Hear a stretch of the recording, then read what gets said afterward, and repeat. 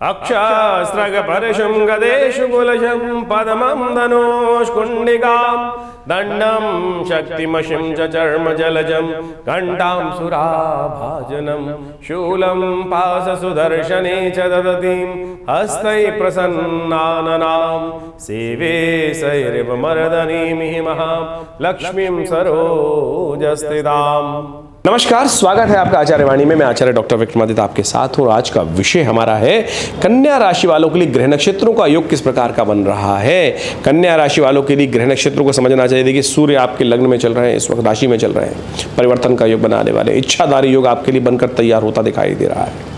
समय कैसा भी हो, लेकिन आपकी राशि के दृष्टिकोण से हमें दिखाई दे रहा है कि आने वाला समय आपकी इच्छा के दृष्टिकोण से रहेगा। लेकिन ये बड़ी विचित्र स्थिति है कि मंगल जो है, जो सामर्थ्य के मालिक हैं, सेनापति हैं, विशेषतः पर आपकी राशि के दृष्टिकोण से बात माने कि आपके पुरुषार्थ के मालिक हैं, वो नीच के होने जा रहे हैं। शनि महाराज वक्री चल रहे हैं, बृहस्पति महाराज वक्री चल रहे हैं, और आपका सारा भाग्य का जो खेल है आपके मनोमस्तिष्क पर चलने वाला है। आपके ग्रह योग इस प्रकार के बनने के योग बना रहे हैं कि यदि आप नेगेटिव हो गए तो आपके प्रमाण जो रिजल्ट हैं वो भी नेगेटिव हो जाएंगे। इसलिए हिम्मत जगाए रखना, हारिए ना हिम्मत, बिसराइए ना राम। इस बात को यदि आपने ध्यान रख लिया तो समझ लीजिएगा ये आपके लिए वारे न्यारे करने का समय हो सकता है। लाख लोग कहें कि अशुभ हो रहे हैं ग्रह, लेकिन एक छोटी सी उम्मीद हम दे रहे हैं आपको, हिम्मत, अपने प्रभाव को, अपने ग्रह को। हम आपको ऐसे ऐसे उपाय बताएंगे इस आज के एपिसोड में कि जो ये नेगेटिव ग्रह हैं वो भी आपके पॉजिटिव हो जाएंगे। देखिए, समसप्तक योग बन रहा है बृहस्पति का और शुक्र का। सब लोग बता रहे होंगे अशुभ है, पूरे संसार में बिल्कुल अशुभ है। ये विद्रोह को बढ़ाने वाला है। मंगल नीच का हो जाएगा तो जो गलत लोग हैं ना, वो कुछ ना कुछ गलत कार्य कर सकते हैं और विशेष तौर पर आग में कूदने का कार्य कर सकते हैं। लेकिन धर्मयुक्त विचारयुक्त कार्य करने वालों के लिए विजय के योग अद्भुत रूप से बन रहे हैं। सिलसिलेवार तरीके से समझें ग्रह नक्षत्रों का योग आपके लिए किस प्रकार का रहेगा। 11 तारीख की हम बात करें, शुक्रवार का अवसर, अष्टमी तिथि उदया तिथि के रूप में विद्यमान है। उसके बाद शाम के समय नवमी आ जाएगी, तो महाअष्टमी महानवमी का योग सुंदर रूप से लेकर उपस्थित है। बहुत सारे लोगों के मन में भ्रांति है कि अष्टमी और नवमी का योग सुंदर रूप से बन गया है। कल भी, अगले दिन भी नवमी रहेगी, लेकिन दशहरा युक्त नवमी रहेगी। तो आप यदि इस दिन 9 दिन नवमी को पूर्ण करना चाहें, शाम के समय यज्ञ करना चाहें तो वो कर सकते हैं। हमने भी विवेकानंद योगाश्रम में इसी दिन नवमी के महायज्ञ को रखा है। विवेकानंद योगाश्रम में शाम के समय नवमी मिल रही है हमको, और हमने सुंदर तरीके से महालक्ष्मी का, भगवती महादुर्गा का यज्ञ, विशेष तौर पर जो सहस्त्र चंडी महायज्ञ का, उसकी पूर्णाहुति का कार्यक्रम रखा है। आप भी उसमें सम्मिलित हो सकते हैं। बड़ा विशाल यज्ञ रहेगा, हजारों लोग उसमें आहुति प्रदान करेंगे। आप भी उसमें सम्मिलित हो सकते हैं। भगवती की दुर्गा के सानिध्य में रहते हुए पूजन करके लाभ ले सकते हैं। ग्रह नक्षत्रों के दृष्टिकोण से यदि समझें तो ग्रह चल रहे हैं जो आपके लिए, वो विशेष तौर पर बड़े महत्वपूर्ण ग्रह चल रहे हैं। लाभ के रास्ते लेकर आ रहे हैं। बृहस्पति महाराज परिवर्तन, चंद्रमा परिवर्तित होकर बृहस्पति के साथ गज केसरी योग का निर्माण करेंगे। जो आप मेहनत करेंगे, कार्य करेंगे, शाम के समय आते आते आने वाले 2-3 दिन आपके लिए पॉजिटिव रिजल्ट्स लाने के योग बनते दिखाई देंगे। भगवती दुर्गा की कृपा चाहिए बस आपको। कोशिश करें कन्या पूजन इस दिन जरूर करें। जितना कन्या पूजन करके विशेष तौर पर उनका भोजन करेंगे, जो जरूरतमंद लोग हैं उनके वहाँ पर जाकर उन कन्याओं का पूजन करें, उनका आशीर्वाद लें, उनको भोजन कराएं, वस्त्र दें, ये सब उनका पूजन कर कर, ये देखिए 3, 5, 7, 9, 7 इस प्रकार से कन्याओं का पूजन कर कर विशेष तौर पर आपके लिए बड़ा श्रेष्ठ योग बनेगा। यदि स्वास्थ्य में कोई समस्या चल रही है उसको, क्योंकि शनि महाराज देखिए बहुत अशुभ जगह चल रहे हैं आपके लिए, जो छठे भाव में चल रहे हैं, स्वास्थ्य परेशान करने के योग बना सकते हैं। तो आप गरीब कन्याओं को विशेष तौर पर इस दिन अवश्य उनका आशीर्वाद देने का प्रयास करें, भोजन इत्यादि उनको दें। देखिए आपके लिए बड़ा सुंदर योग रहेगा। मीन का विशेष पर कन्या राशि वालों को समझ लेना चाहिए। 12 तारीख का दिन शनिवार का अवसर, नवमी तिथि उदया तिथि के रूप में विद्यमान है। शास्त्र के अनुसार से महानवमी का योग भी बना रही है ये। उस दिन भी आप विशेष तौर पर भगवती का पूजन करें। लेकिन दशहरा भी इसी दिन बनेगा, लेकिन दशहरा पड़ गया शनिवार के दिन, तो शनि युक्त दशहरा जो होता है वो महाप्रलंकारी माना जाता है। विश्व के लिए अशांति का वातावरण बनाएगा, कहीं ना कहीं अष्ट कष्टों को देगा, द्वेष उत्पन्न करेगा। 2 मतों में आपस में द्वेष उत्पन्न करने के योग विश्व में वैसे ही स्थिति चल रही है। और अगले दिन शुक्र भी परिवर्तन होकर जहां जा रहे हैं बृहस्पति के सम्मुख, ये विशेष तौर पर भयावह स्थिति उत्पन्न हो सकती है। लेकिन एक बात ध्यान रखिए, ग्रह दिखा रहे हैं कि जो धर्मयुक्त हैं, धर्म विरोधी मिटने के योग बनेंगे। और विशेष तौर पर पापाचार जो कर रहे हैं, पापाचार करते रहेंगे, वो पापाचार बढ़ा भी सकते हैं इन दिनों विशेष तौर पर, क्योंकि बृहस्पति शुक्र का जो ये योग बन रहा है ये भयावह स्थिति उत्पन्न कर सकता है। मंगल ऐसे में नेगेटिव हो जाएगा और ये कहीं ना कहीं कुछ गलत कार्य बहुत बड़ा विश्व में होने के योग बन सकते हैं। सावधान रहें, ये आपके लिए भी ध्यान रखने योग है। कष्टों को दूर करने के लिए क्या किया जाए? दशहरा तो मनेगा ही, रावण चलेगा, पाप का अंत होगा, ये निश्चित है। ये विशेष तौर पर क्या किया जाए उस दिन पूजन करने के लिए हम आपको एक अकाट्य प्रयोग बता रहे हैं। अपराजिता एक नीले रंग के पुष्प वाली बेल होती है, इसको अपराजिता बोला जाता है, महालक्ष्मी का प्रतीक बोला जाता है, शुभ का प्रतीक बोला जाता है। घर में लाकर उसको रोपित कर लें, उसका नित्य प्रति पूजन करें। कहा जाता है अपराजिता के पुष्पों को इस दिन पान के पत्ते में बांधकर अपने घर में धन वाले स्थान पर रख लेना चाहिए। उससे धन वृद्धि के योग भी बनते हैं, विजय के योग बनते हैं। जहां जीवन में कई बार विरोधी ऐसे भारी हो जाते हैं, यदि ये उपाय आप ढंग से कर लें तो अद्भुत रूप से विजय के योग बनने के स्थान उत्पन्न हो सकते हैं। आपकी कुंडली में गजकेसरी योग विद्यमान है तो ये अच्छा है आपके लिए। भयावह स्थिति पूरे विश्व के लिए कैसी भी हो, लेकिन आपके लिए अच्छे योग बनते दिखाई दे रहे हैं। 13 तारीख की हम बात करें तो उस दिन रविवार का अवसर, दशमी तिथि और कुंभ राशि में चंद्रमा प्रवेश करेंगे करीब करीब 3:45 बजे के आसपास, और वृश्चिक राशि में शुक्र प्रवेश करेंगे, ये विशेष तौर पे कम से कम सुबह 6 बजे के आसपास। ग्रह नक्षत्रों के दृष्टिकोण से ये परिवर्तन कहीं ना कहीं आपके लिए थोड़ा सा कष्टकारी हो सकता है, ध्यान रखते हुए कार्य करें। चावल का दान करना, दूध का दान करना आपके लिए बहुत ज़रूरी है। शुक्र का और बृहस्पति का योग जो है वो हम आपको बता ही चुके हैं, वो किस प्रकार का प्रभाव उत्पन्न करने वाला है, ध्यान रखते हुए कार्य करने की ज़रूरत है आपके लिए। 14 तारीख की हम बात करें तो उस दिन सोमवार का अवसर, एकादशी तिथि है और साथ साथ द्वादशी का योग है, द्वादशी क्षय हो गई है। पापंकुशा एकादशी का योग बन रहा है, स्वास्थ्य के दृष्टिकोण से थोड़ा भारी दिखाई देता है, तो ऐसे में दूध का दान करना बहुत ज़रूरी है आपके लिए। भगवान विष्णु का पूजन करें, भगवान विष्णु के शालिग्राम स्वरूप का पूजन करते हुए काशी से करें, उनके मंदिर में जाकर उनको चरणामृत, उनको गंगा जल पंचामृत अर्पित करने के बाद चरणामृत ग्रहण करें। अकाल मृत्यु हरणम सर्वव्याधि विनाशनम विष्णु पादोत्कम पित्ता पुनर्जन्म न विद्यते। स्वास्थ्य का ध्यान रखिएगा। चंद्रमा इन दिनों शनि के साथ बैठकर छठे भाव में कहीं ना कहीं देखिए मौसम परिवर्तन की तरफ जा रहा है, स्वास्थ्य का विशेष तौर पर ध्यान रखें, ये उपाय अवश्य करें, भगवती कृपा से कल्याण के योग बनेंगे। 15 तारीख का दिन विशेष तौर पर मंगलवार का दिन है, त्रयोदशी तिथि है और मीन राशि में चंद्रमा का प्रवेश करने का योग बन रहा है, ये नई उम्मीद लेकर आया है। सुबह थोड़ी भारी दिखाई देती है, लेकिन शाम के समय कुछ पॉजिटिव साइंस आपको प्राप्त करने के सुंदर योग बनते दिखाई देंगे। भौम प्रदोष है, शाम के समय विशेष तौर पर भगवान शिव का अवश्य ध्यान करें, हनुमान जी का ध्यान करें, उनका पूजन करें, ये सब प्रकार से आपके लिए कष्टों को हरने वाला रहेगा। हिम्मत जागेगी ना तो अवश्य रास्ता प्राप्त होने के योग बन जाएंगे। 16 तारीख का दिन बहुत अद्भुत है, कृपा का अद्भुत दिवस है, कोजागरी का दिन है, बुधवार का दिन, चतुर्दशी तिथि, उदया तिथि और शाम के समय पूर्णिमा आने के कारण से शरद पूर्णिमा की रात्रि अमृत तत्व को प्राप्त करने की रात्रि। भारतीय संस्कृति ने इस तिथि को कहा जा अमृत वर्षा का दिन कहा जाता है, महालक्ष्मी कृपा का दिन माना जाता है, कोजागरी का दिन माना जाता है। ग्रह नक्षत्रों के दृष्टिकोण से समय आपका बिल्कुल उपयुक्त चल रहा है, नई हिम्मत के साथ आपके लिए सुंदर योग बनते दिखाई दे रहे हैं, उसका लाभ आपको लेना चाहिए, प्रयास करना चाहिए और कोजागरी का व्रत अवश्य करना चाहिए। 16 अक्टूबर को बुधवार के दिन कोजागरी पड़ रही है। ये कोजागरी की रात, जैसा नाम है कोजागरी, कौन जागता है, जो जागत है सो पावत है, जो सोवत है सो खोवत है। महालक्ष्मी कृपा प्राप्त करने की अद्भुत रात्रि है और कहा जाता है भगवती महालक्ष्मी जो इस दिन रात में उनका स्मरण करते हैं, उनका यज्ञ करते हैं, उनका पूजन करते हैं, चांद की रात में बैठकर, उस पूर्णिमा के चांद के अंदर बैठकर भगवती का जो स्तवन करते हैं, उनके जीवन में समस्त प्रकार से कृपा प्राप्ति करने के योग बन जाते हैं। ये हमने अकाट्य प्रयोग देखा है शास्त्र के दृष्टिकोण से। इसकी कथा भी बड़ी विचित्र है, शास्त्र में जो कथा प्रमाणित है वो भी हमें समझनी चाहिए। कोजागरी की कथा है क्या? कहा जाता है कि अनादिकाल के अंदर जब इंद्र पूरे वर्चस्व में थे तो अपने अहंकार में मदमस्त थे।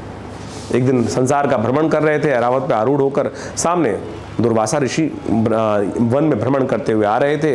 इंद्र को देखा, उन्होंने प्रणाम किया और इंद्र के स्वागत में वन फूलों की बनी हुई माला जो उनके पास थी उन्होंने इंद्र को उपस्थित करी। इंद्र ने उसको लेकर आदर से लिया, लेकिन हाथी के सिर के ऊपर, ऐरावत के सिर के ऊपर रख दिया। ऐरावत भी मदमस्त था, जब राजा मदमस्त है, इंद्र मदमस्त थे, तो उसने उस सूंड से उस माला को पकड़ा और जमीन पे पटक दिया। दुर्वासा वहीं सामने उपस्थित थे। दुर्वासा ने श्राप दिया, श्री विहीन हो जाओगे, तुम इतने अहंकार में हो, सम्मान भी करना नहीं जानते हो, जो ऋषि ने अपने श्रद्धा के समान तुम्हें अर्पित किया, तुमने उसका तिरस्कार कर दिया। तो दुर्वासा ने इंद्र को शाप दिया और कहा जाता है कालांतर में भगवती जब ज़्यादा किसी के पास धन हो जाता है तो धन से भी वो उपराम हो जाते हैं, सम्मान करना छोड़ देते हैं। ऐसे में भगवती का श्री ने धीरे धीरे देखा कि संसार में जिस प्रकार की स्थिति है, पूरा वर्चस्व था, सब कुछ था, लेकिन लोग संस्कार विहीन हो गए हैं। तो भगवती उन संसार से निकलकर कहा जाता है कि समुद्र में प्रवेश कर गई। जब संसार में समुद्र में प्रवेश कर गई तो पूरा संसार श्रीविहीन हो गया। तब समुद्र मंथन हुआ। समुद्र मंथन के उपरांत भगवती का जो विशिष्ट प्रादुर्भाव हुआ है समुद्र से, वो इसी कथा के कारण से हुआ है। तो कहा जाता है कि उसी शाप के कारण से इस दिन सुंदर रूप से जो भगवती की आराधना करते हैं, माँ भगवती कृपा प्राप्त करने के निमित्त कहा जाता है इंद्र पर आरूढ़ होकर जो विशेष तौर पर ऐरावत पर आरूढ़ होकर इंद्र के साथ भगवती महालक्ष्मी स्वयं पूरे संसार का भ्रमण करती हैं इस दिन। और जो भगवती का स्तवन करते हुए मिलते हैं, जो जागते हुए मिलते हैं, कौन जागता है, कोजागरी की रात, शरद पूर्णिमा की रात बड़ी अद्भुत है। और इस दिन हमने विवेकानंद योगाश्रम में भी सुंदर यज्ञ रखा है, श्री सूक्त का यज्ञ, भगवती महालक्ष्मी का सुंदर यज्ञ।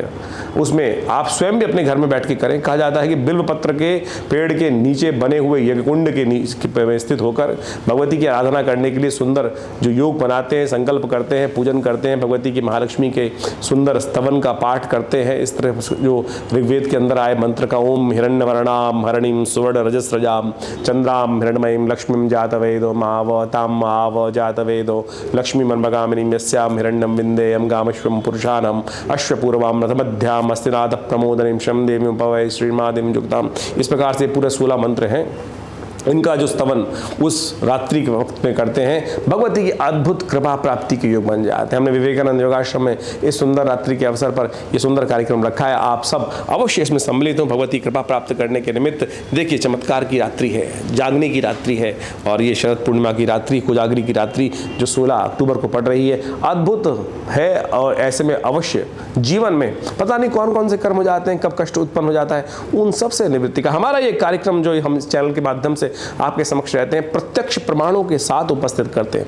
ज्योतिष केवल ग्रहों का खेल नहीं है, ग्रह तो खेल खेलते हैं, उसको रेमेडियल एस्पेक्ट जानने के लिए जो रेमेडियल एस्पेक्ट है वो तो ये निवारण और कारण और निवारण है। ग्रह तो कारण है, कारण का निवारण क्या है? वो परमात्मा की आराधना है। क्यों वंचित होते हो कष्ट से, कष्ट में क्यों रहते हो, इस बात को ध्यान रखते हुए कार्य करें तो इसको करेंगे तो बहुत शुभ रहेगा, अद्भुत रहेगा, कल्याण का योग बनने वाला रहेगा आपके लिए। तो कन्या राशि वालों, 16 तारीख की कोजागरी की रात का जो व्रत का महत्व हमने बताया उसको अवश्य हल्के मत लीजिएगा। ये अद्भुत कर्म प्रधान, और इस वक्त आपके राशि के ग्रह योग चल रहे हैं वो ऐसे बनने वाले हैं कर्म प्रधान विश्व रचना। जितने पॉजिटिव होकर काम करोगे ना, उतने पॉजिटिव रिजल्ट्स आने के योग बन रहे हैं। 17 तारीख को परिवर्तन का योग बन रहा है। ये 17 तारीख को पूर्णिमा की दिन है, संक्रांति का योग, पूर्णिमा और संक्रांति का सुंदर योग एक साथ पड़ गया है। और सूर्य प्रवेश कर रहे हैं तुला राशि में, आपके द्वितीय भाव में सूर्य जा रहे हैं बुध के साथ संयुक्त रूप से, और ये आपके लिए बहुत अद्भुत योग बनेगा परिवर्तन, भाग्य को जगाने का। लोग लाख आपको समझाने का प्रयास करें कि सूर्य द्वितीय भाव में जाकर अशुभ कर सकता है, लेकिन हमें दिखाई देता है कि जितने आप पॉजिटिव होकर काम करोगे उतना आपके लिए अच्छा योग बनेगा। हम अलग से एक वीडियो बनाएंगे कि विशेष तौर पर तुला राशि वालों के लिए इस वक्त जो सूर्य जाएंगे वो क्या होगा, कन्या राशि वालों के लिए क्या प्रभाव उत्पन्न करेंगे, वो आप उसको सुन लीजिएगा। लेकिन एक बात मान लीजिए, नित्यपति सूर्य को जल दे रहा है, सूर्य को ताकत देनी है, और देखिएगा, और नेगेटिव नहीं सोचना है। एक पुरानी कहावत है, रोते हुए जाओगे तो मरो की खबर लेके आओगे। ग्रह लाख खराब चल रहे हो दुनिया के लिए, लेकिन आपके लिए समय ऐसा चल रहा है कि यदि आपने उम्मीद नहीं छोड़ी तो आपके लिए वो कहीं ना कहीं रास्ता खोलने के योग बन सकते हैं। इस पूरे एक महीने में रास्ता आपके लिए बहुत बढ़िया प्राप्त होने के योग बन रहे हैं। खासतौर पर सूर्य को ताकत देने की आपको खास जरूरत है। नित्यपति सूर्य को जल दीजिए और भगवान सूर्य का ध्यान करते हुए कार्य करेंगे तो सब कुछ आपके लिए शुभ होने का योग अवश्य बनता दिखाई देगा। 18 तारीख का दिन शुक्रवार का अवसर, कार्तिक का महीना आरंभ हो रहा है, और विशेष तौर पर ग्रह परिवर्तन की तरफ आपके लिए जो बन रहे हैं वो आपके लिए एक थोड़ा सा खुलकर काम करने में दिक्कत आने के योग बन सकते हैं, क्योंकि मेष में गए हुए चंद्रमा थोड़े से वीक हो जाते हैं, और थोड़ा कहीं ना कहीं बहुत सारी स्थिति आपके लिए ऐसी रहेंगी क्योंकि ग्रह ऐसे चल रहे हैं। मंगल विशेषतः परिवर्तन की तरफ जाने वाले हैं, नीच के होने वाले हैं। शुक्र महाराज जो है वो समसप्तक योग बना ही चुके हैं, बृहस्पति वक्री हैं, शनि वक्री हैं। तो ऐसे में खुलकर काम करने में जो कहा जाता है ना, बंधन हो रहा है, दिमाग बंद कंजस्टेड हो चुका है, ऐसे योग बनते दिखाई देंगे। उपाय करने की जरूरत है, गौ पूजन करें, गाय को जाके हरा चारा डाल दीजिए, हरी चीज़ जितनी गाय को डालेंगे, पालक डाल दीजिए, रोटी खिला दीजिए, गौ सेवा कीजिए, ये आपके लिए सबसे श्रेष्ठ उपाय है। 19 तारीख का दिन शनिवार का अवसर, द्वितीया तिथि, वृषभ उच्च के होने जा रहे हैं चंद्रमा विशेष तौर पर, ये आपके लिए नई उम्मीद, भाग्य में जाके, देखिए कहा गया ना, भाग्य में बैठकर बृहस्पति के साथ सुंदर योग बनने की स्थिति है आपके लिए, और ये आपके लिए आपके रिजल्ट्स में पॉजिटिव लाने के योग बनते दिखाई देंगे आपके लिए। कोशिश करें, विशेष तौर पर हनुमान जी का स्तवन करें, थोड़ा मंगल को ताकत देने का प्रयास करें, क्योंकि अगले दिन मंगल होने जा रहे हैं नीच के, और ये पूरे करीब 40 दिन तक तांडव करने वाले हैं। और ऐसे में आपके लिए ज़रूरत है कि मंगल को थोड़ा साथ के रखें, हनुमान जी को साथ के रखें, और हनुमान जी सद गए तो सब कार्य रास्ते बनने शुरू हो जाएंगे। 20 तारीख का दिन रविवार का अवसर, और तृतीया तिथि उदया तिथि है, और चतुर्थी उसके बाद क्षय हो रही है, करवा चौथ का योग बन गया है, और क्षय तिथि के दिन करवा चौथ का योग बन रहा है। परिवर्तन कर रहे हैं मंगल, परिवर्तन कर रहे हैं बुध होने जा रहे हैं उदय। कुछ ग्रह अच्छे, कुछ ग्रह खराब, आपके लिए विचित्र योग बनता दिखाई दे रहा है। तो आने वाले समय में क्या कुछ होगा ये हम आपको इसके बाद अगले वीडियो में बताएंगे। लेकिन ये दिन बहुत खास है। करवा चौथ।